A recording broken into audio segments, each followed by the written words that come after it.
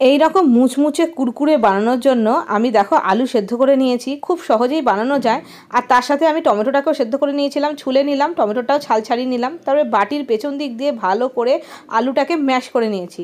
এবার এর মধ্যে দিয়ে দিলাম আদা রসুনের পেস্ট 1 চামচ মতন, তার সাথে দিয়ে দিলাম পরিমাণ মতো নুন, এখানে আমি বিট নুন ব্যবহার করেছি। দিয়ে দিলাম গোলমরিচের গুঁড়ো, কালো গোলমরিচের গুঁড়ো, তার সাথে দিয়ে দিলাম কর্নফ্লাওয়ারটা একটু বেশি করে দিলাম। আর তারপরে দিয়ে দিলাম ধনেপাতা কুচি।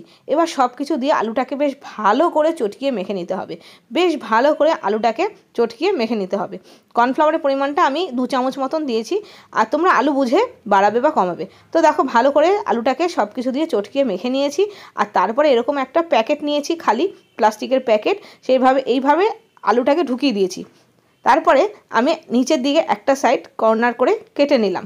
তারপরে এবার ফ্রাই প্যানের মধ্যে আমি তেল গরম করে নিয়েছি, সাদা তেল।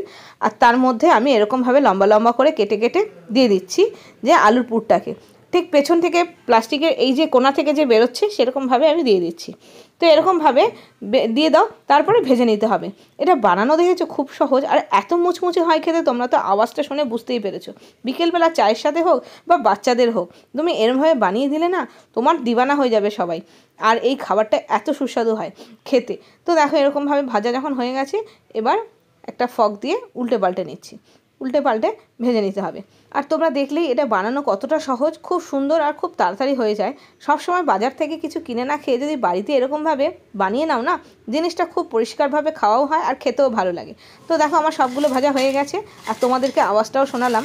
তো দেখেছো কতটা মুচমুচে হয়েছে। আর তারপরে তোমাদেরকে ভেঙে দেখাচ্ছি, দেখো কত সুন্দর হয়েছে খেতে। আর খেয়েও দেখাচ্ছি কীরকম মুচমুচে আওয়াজ হচ্ছে, দেখেছো? ঠিক এরকমভাবে বানিয়ে ফেলো, এটা বানানো ভীষণ সহজ। এবার ওপর থেকে আরেকটু আমি বিট নুন ছিটিয়ে দিয়েছি, তাহলে না খেতে বেশ সুন্দর একটা টেস্ট আসছে।